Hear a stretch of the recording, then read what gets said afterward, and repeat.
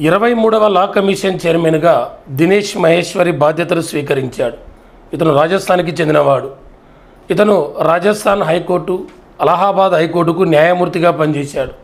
Meghalaya high court, Karnataka హైకోర్టుకు ప్రధాన న్యాయమూర్తిగా పనిచేశాడు. 2019 నుంచి 2023 వరకు సుప్రీంకోర్టు న్యాయమూర్తిగా కూడా పనిచేశాడు. 22వ లా కమిషన్ చైర్మన్ రితురాజు అవస్థి. లా కమిషన్ను 1955లో ఏర్పాటు చేశారు. మొదటి law commission chairman MC Setalvad. ఇతనే మొదటి అటార్నీ జనరల్ కూడా. 76వ ఆర్టికల్ ప్రకారం రాష్ట్రపతి అటార్నీ జనరల్ను నియమిస్తాడు. ప్రస్తుతం అటార్నీ జనరల్ ఆర్ వెంకటరమణి. భారతదేశంలో మొదటి న్యాయాధికారి ఎవరంటే అటార్నీ జనరల్. ఈ అటార్నీ జనరల్కు సహాయపడేందుకే సోలిసిటర్ జనరల్ ఉంటాడు. ప్రస్తుతం సోలిసిటర్ జనరల్ తుషార్ మెహతా. 23వ లా కమిషన్ చైర్మన్గా దినేష్ మహేశ్వరి బాధ్యతలు స్వీకరించాడు. ఇతను రాజస్థాన్కి చెందినవాడు. ఇతను రాజస్థాన్ హైకోర్టు, అలహాబాద్ హైకోర్టుకు న్యాయమూర్తిగా పనిచేశాడు.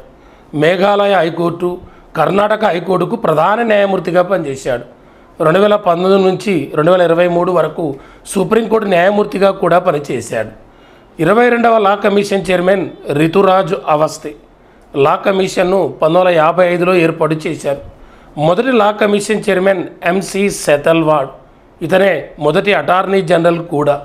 76వ ఆర్టికల్ ప్రకారం రాష్ట్రపతి అటార్నీ జనరల్ను నియమిస్తాడు. ప్రస్తుతం అటార్నీ జనరల్ ఆర్ వెంకటరమణి. భారతదేశంలో మొదటి న్యాయాధికారి ఎవరంటే అటార్నీ జనరల్. ఈ అటార్నీ జనరల్కు సహాయపడేందుకే సోలిసిటర్ జనరల్ ఉంటాడు. ప్రస్తుతం సోలిసిటర్ జనరల్ తుషార్ మెహతా.